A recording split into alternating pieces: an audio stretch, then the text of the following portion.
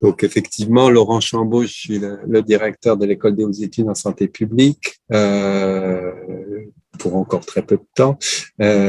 Et par ailleurs, peut-être insister sur le fait que je suis aussi, et avant tout peut-être, médecin de santé publique, donc un professionnel engagé dans la santé publique depuis de nombreuses dizaines d'années.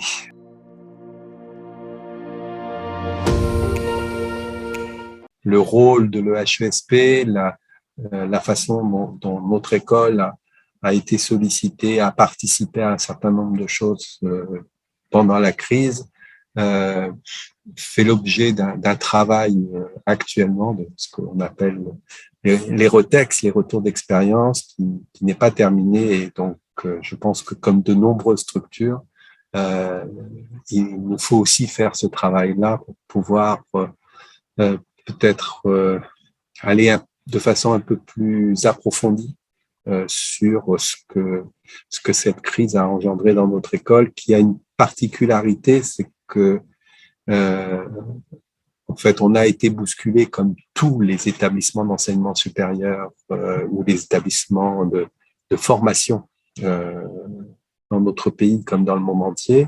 Mais par ailleurs, comme nous sommes une des très rares écoles de santé publique, nous avons eu aussi un rôle particulier comme école de santé publique dans ce contexte-là.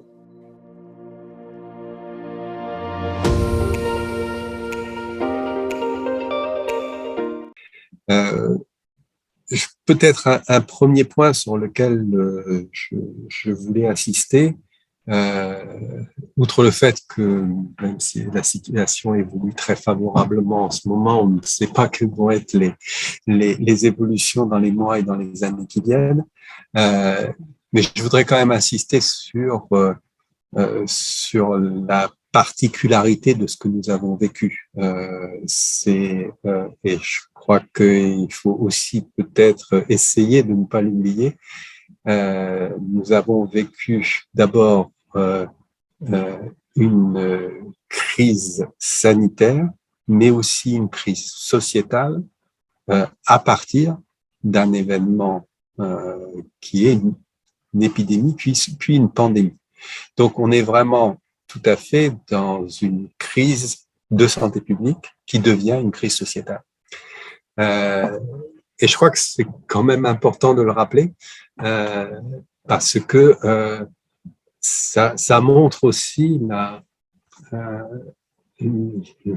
la brutalité que peut revêtir une crise sanitaire qui emporte énormément de choses et qui, d'une certaine manière, vient interroger la façon dont nos systèmes de santé sont capables de réagir. Et je crois que en tant que professionnels, experts, structures de santé publique, nous ne pouvons qu'être que nous interroger aussi par rapport à ça. Et en tout cas, le premier point pour moi, c'est une interrogation dont j'ai pas la réponse, ni en France ni dans les autres pays. C'est est-ce que une crise d'une telle ampleur va avoir un impact sur la façon dont on voit la santé publique dans notre pays, dans d'autres pays au niveau européen, au niveau international et mondial. Et c'est vrai que cette interrogation, elle reste pour moi très présente. Je ne suis pas certain, pour dire les choses autrement, je ne suis pas certain que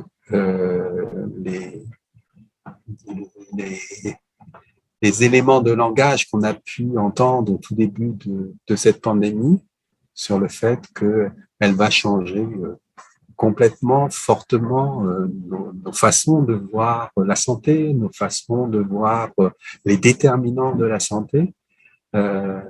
Qu'est-ce qui va finalement ressortir de ça? Qu'est-ce qui va rester de ça, à la fois dans les décisions politiques, dans la façon dont les médias vont le véhiculer ou non, et dans la façon dont, in fine, les populations vont ou non en tirer quelque chose. Et ça, enfin pour moi en tout cas, c'est une interrogation vraiment forte, parce que ce que je vois aussi, c'est que globalement, finalement, c'est une crise de santé publique dans laquelle les organismes de santé publique ont été relativement, en tout cas ceux qui préexistaient, ont été relativement peu mobilisés. Ou quand ils ont été mobilisés, c'était plus pour des éléments très techniques de ce que peut être de ce que peut être la santé publique telle qu'elle est perçue par des décideurs, c'est-à-dire de donner quelques éléments épidémiologiques ou d'hygiène publique sur l'intérêt du port du masque ou autre. Alors que, en tout cas pour moi, la santé publique couvre bien d'autres choses que ça. Donc là, il y a vraiment, à mon sens, une interrogation.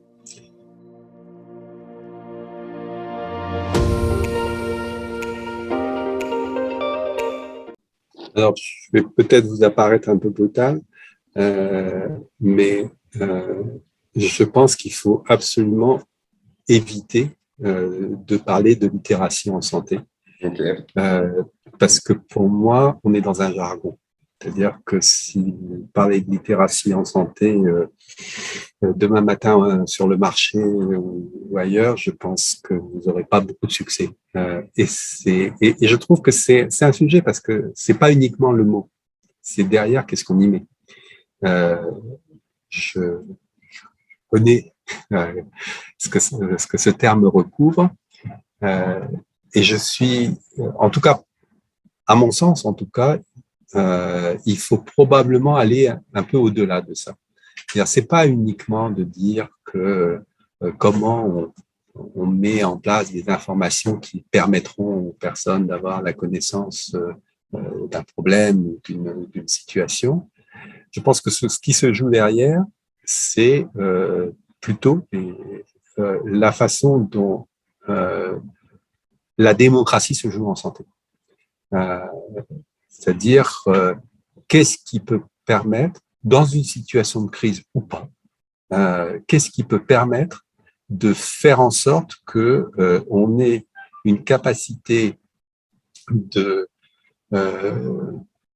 mise en débat, une capacité aussi d'explication d'un certain nombre de choses sur ce que sont les connaissances aujourd'hui, mais aussi d'appropriation, c'est-à-dire comment non pas uniquement les individus, mais les groupes de personnes peuvent faire valoir la façon dont ils sont capables ou non d'intégrer un certain nombre d'éléments par rapport à ce qu'est leur vie, par rapport à ce que sont leurs propres contraintes.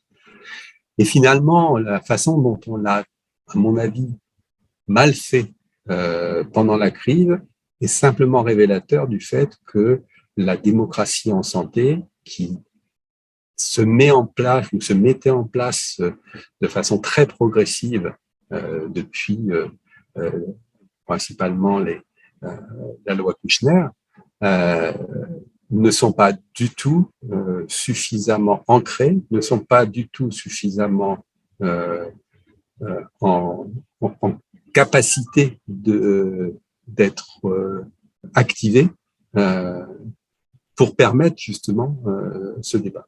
Et je pense que c'est à la fois un débat sur ce que l'on appelle, nous, la démocratie en santé, mais aussi sur ce que doit être une éthique de prise de décision dans des domaines comme ceux de santé publique qui, par nature, ont aussi des prolongements sur bien d'autres secteurs que celui du système de santé. Et quand je dis ça, il y a aussi un point majeur que je pense que nous n'avons absolument pas résolu et que d'ailleurs on retrouve très peu dans le rapport Chauvin, c'est quel est le poids de la démocratie participative directe, notamment le rôle des associations, le rôle des usagers, etc.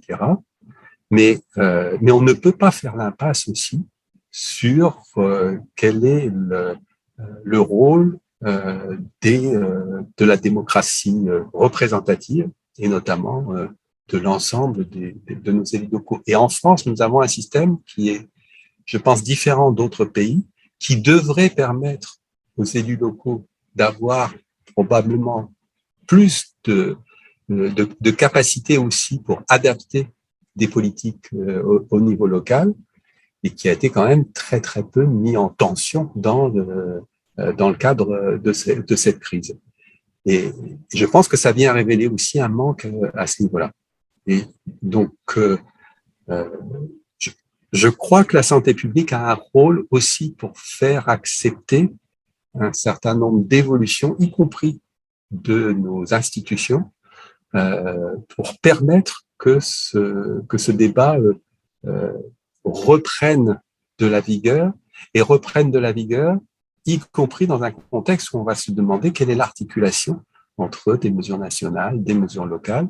Et encore une fois, la situation de crise n'est juste venue que révéler quelque chose de, à mon avis, totalement imparfait dans le contexte de ce développement d'une démocratie participative dans toutes ses composantes. Et c'est à partir de là qu'on peut parler peut-être de littératie pour les experts, pour ceux qui savent ce que ce terme recouvre. Parce que je crois que c'est d'autant plus important dans un contexte comme ça qu'une fois qu'on a mis en place ces éléments-là, on soit capable aussi de trouver, je dirais, les bons moyens, les bons outils. Et là, ça donne du sens aussi à la façon dont on dit que l'on va faire en sorte que on permette aux gens d'accéder aux connaissances. Mais c'est le contexte dans lequel on le fait, à mon avis, majeur, et mon sentiment à travers ce que l'on a vécu, c'est que il est absolument fondamental qu'on en tire un certain nombre de leçons. Et je pense qu'il faut aller là, pour le coup, sur une réelle et forte interrogation de tous les acteurs de cette démocratie participative en santé.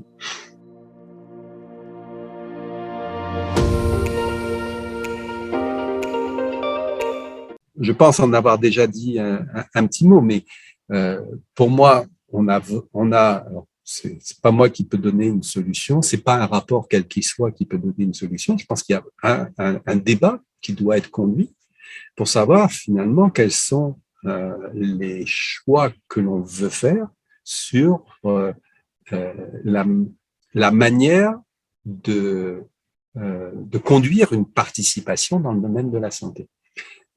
Et ça doit se faire à différents niveaux.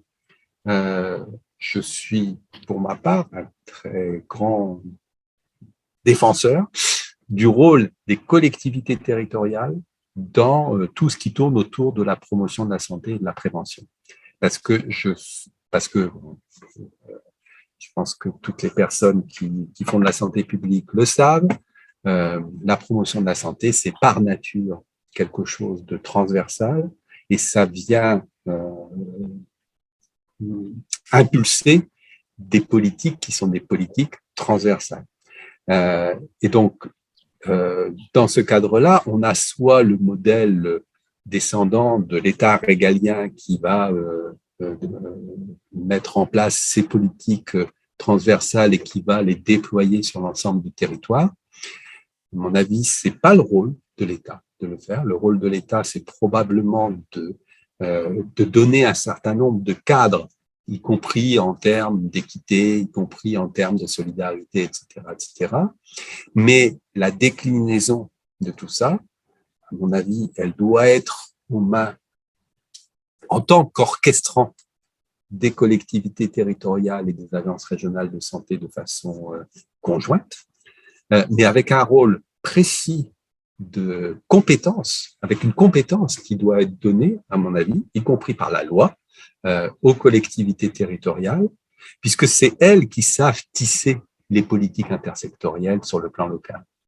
Donc, ce rôle-là, à mon avis, il doit déjà être précisé, il doit déjà être mentionné, précisé, pour permettre aux collectivités territoriales de se saisir de ces compétences qui pour l'instant sont soit des compétences vagues dans le cadre des compétences générales des villes, soit sont des compétences facultatives que peuvent se donner certaines communes, communautés de communes ou départements sur le sujet. Je pense que là, il y a vraiment un travail législatif et réglementaire à faire.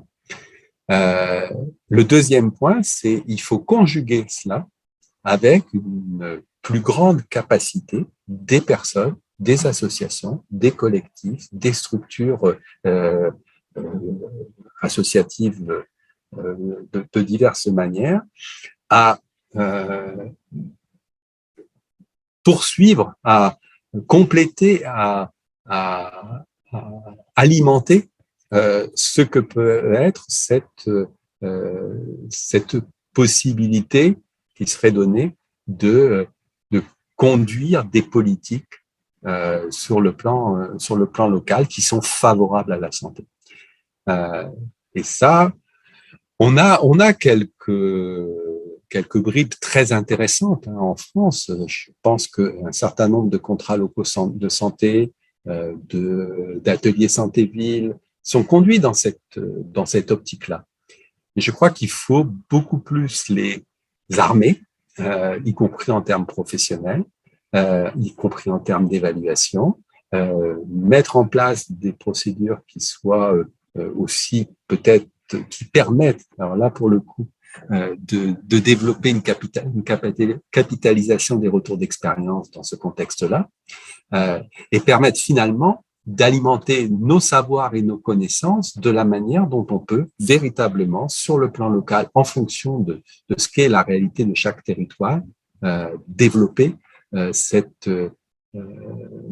possibilité de promouvoir la santé dans des bonnes conditions. Et c'est d'autant plus important que si on fait ça, je dirais, dans un contexte qui n'est pas un contexte de crise, ces dispositifs-là, ces structures-là vont être des dispositifs et des structures qui vont permettre d'arrimer ce que peut être aussi la capacité de mobilisation en situation de crise. Et on se retrouverait, je pense, beaucoup moins dans des modalités de verticalité extrêmement fortes. Et je tiens à préciser que il ne faut pas penser que la France est dans une situation affreuse par rapport à d'autres pays. Tous les pays qui ont été frappés par la pandémie ont malgré tout été fortement sollicités sur et surtout dans un premier temps, sur des mesures très verticales, très dirigistes. Mais c'est comment, à partir de l'expérience qu'on peut avoir dans des moments où on est en mesure de mettre en place des dispositifs, comment on peut les activer dans des situations de crise pour faire en sorte que finalement, les exercices démocratiques ne soient pas antagonistes avec la notion de crise. Et ça, je pense que c'est extrêmement important.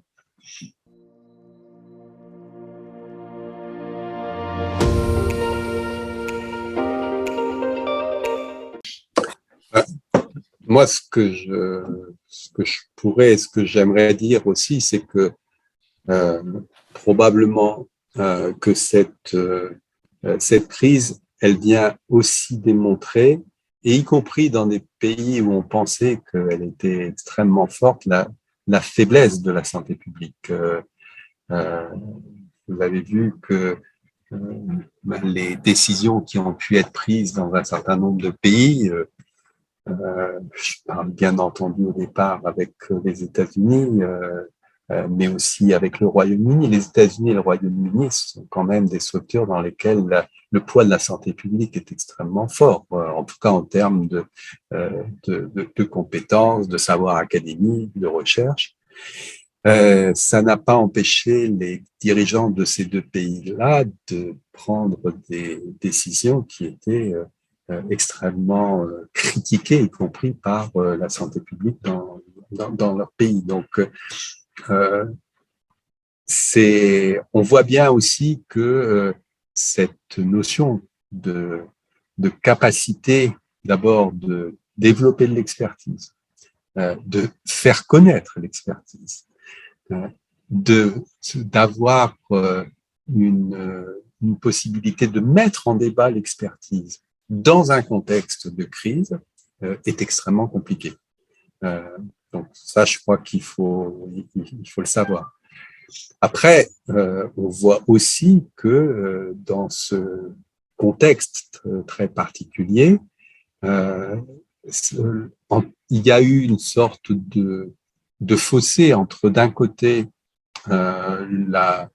les décisions politiques où, globalement, et en tout cas principalement au début, chaque pays a raisonné sur un mode de je me claque mur, je me protège et je vois après.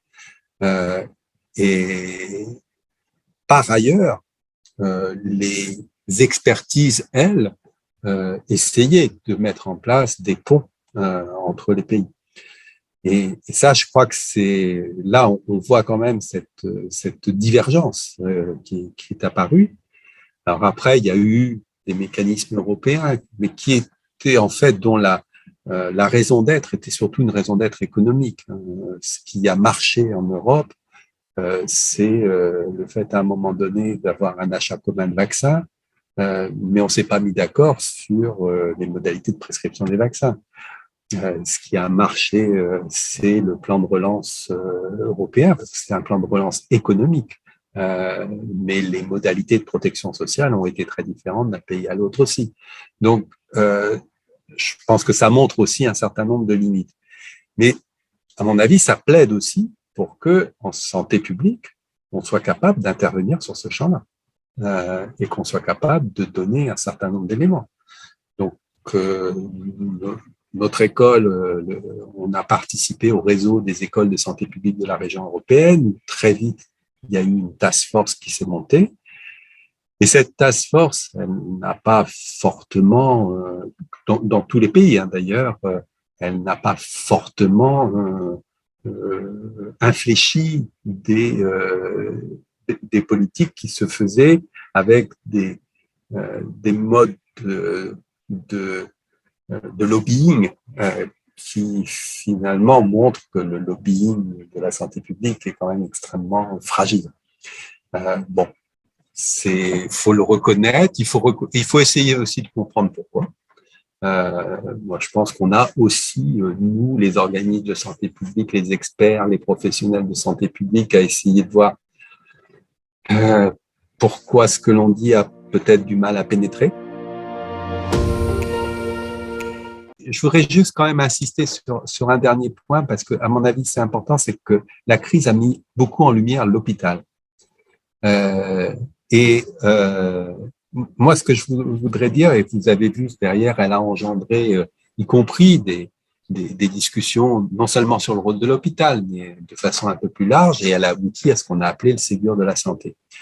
À mon sens, il faut aussi qu'en santé publique, on insiste sur le fait que tout ce qui tourne autour de l'organisation de notre système de santé, ça fait partie des sujets sur lesquels la santé publique doit s'exprimer. Et qu'elle doit s'exprimer non pas en contradiction avec ce que peuvent dire un certain nombre d'experts cliniciens ou autres, mais elle doit permettre aussi de mettre en cohérence ce que l'on peut dire sur l'évolution de notre système de santé avec ce que je dirais est plus le pain quotidien de la santé publique, c'est-à-dire les déterminants de la santé. Il faut qu'on réintègre les discussions sur l'évolution du système de soins à l'intérieur de qu'est-ce qu'on veut pour la santé des gens et pour notre système de santé. Et non pas l'exclure comme si c'était quelque chose à part dont il ne faut pas s'occuper. Parce que c'est aussi la préoccupation extrêmement importante de la population. Vous aviez parlé au début de qu'est-ce qu'on fait dans les EHPAD ou dans des choses comme ça. Je veux dire, on ne peut pas en santé publique ne pas se préoccuper de ces aspects-là.